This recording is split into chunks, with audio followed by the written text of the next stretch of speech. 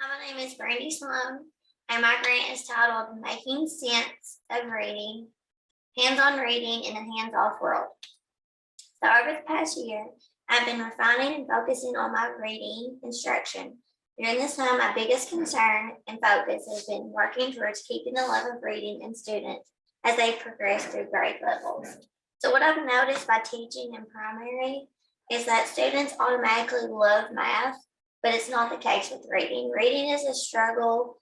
Reading's harder to develop, and students tend to find it very tedious.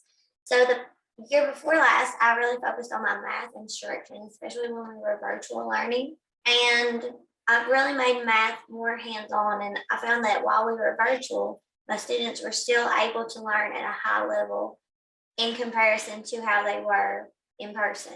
And so I wanted to try to combat the learning gaps that I'm seeing from the pandemic by making reading as hands-on as possible. So what I plan to do with this grant is to try to make sense of reading for my students, make it as concrete and visual as we do math. So the impacts of using manipulatives from the research says that when using it with literacy and reading instruction, phonemic awareness, spelling, and word decoding can drastically improve. It also helps engagement, which is something that kind of can lack with reading instruction. And at the bottom here, you see, I need to have engaging lessons instead of just sit and get learning, which I feel like is what happened with reading instruction over the past year with virtual learning. So I want to put a stop to that, especially in my classroom. I do not want to sit and get. I want as much hands-on making sense of reading as possible. So what I've observed from my instruction and my colleagues' instruction is that with math, we use a high amount of manipulatives. We use concrete examples, and we have a lot of technology integration. However, from what I've observed, reading instruction has very little manipulatives and more abstract examples through text and more paper focused. So from COVID, we know there are huge learning gaps. So I knew right away I needed to find a way to have intense interventions with my reading instruction. So I want to close those learning gaps. So over my reading instruction for the next school year, and hopefully if things pan out well and we have great results, then I'll continue this. But I want to make reading instruction as much hands-on and visual as possible. So my hypothesis is if my project is successful, then my students' love of reading will increase. So I'll know their engagement and how they feel about reading. I will notice an improvement in MAP scores and fluency scores. So my plan of action, once I get these materials, I need to make manipulative bags. This will decrease the transition time within my classroom. So if students already have these bags pre-made with all these materials inside of it, they'll keep it in their desk, and when it's time to get it out, they'll just get it out, use the tool that they need, and place it back in their desk. So there won't be a lot of time passing things out. Plus, if a student is quarantined or we go to virtual learning for whatever reason, those bags are ready to take home and use.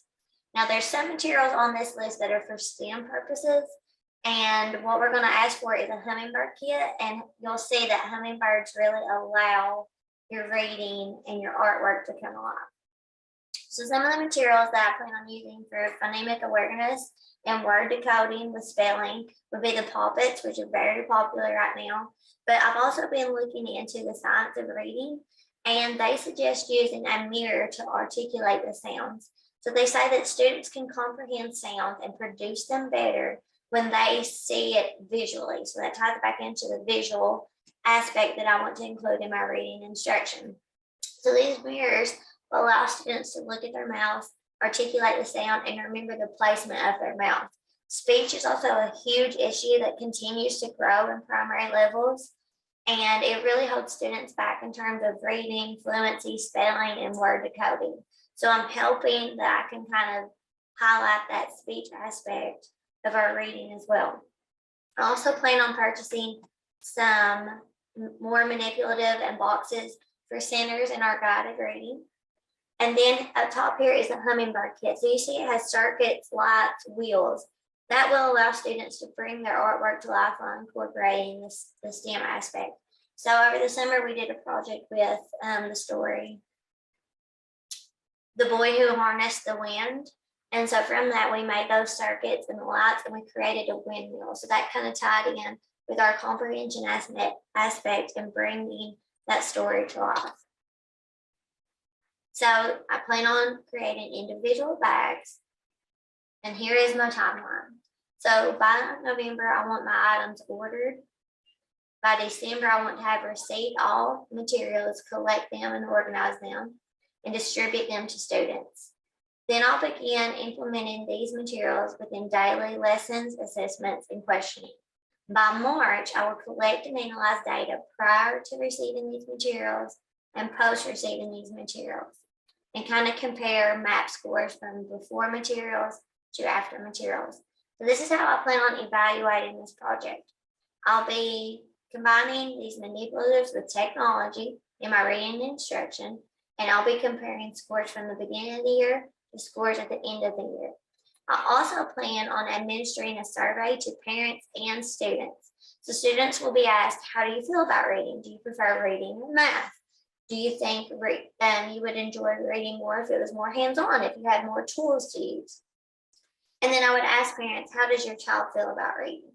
Then at the end of the year, I'm going to ask students, do you prefer reading or math? So I'm hoping that the amount of students who choose reading will grow by the end of the year. I'll ask parents, how does your child feel about reading? Hopefully more of them are more favorable for reading by the end of the year after we've used these materials. And I'll also ask students at the end of the year, how did they feel about using the materials? Did they enjoy it? Did they like lessons better without the materials? And I'll compare and contrast the MAP scores from the beginning of the year to the end of the year. So I plan on having several pictures of these materials being used, and I'll post my conclusions and my observations from this study here when it's time. So I'm very excited.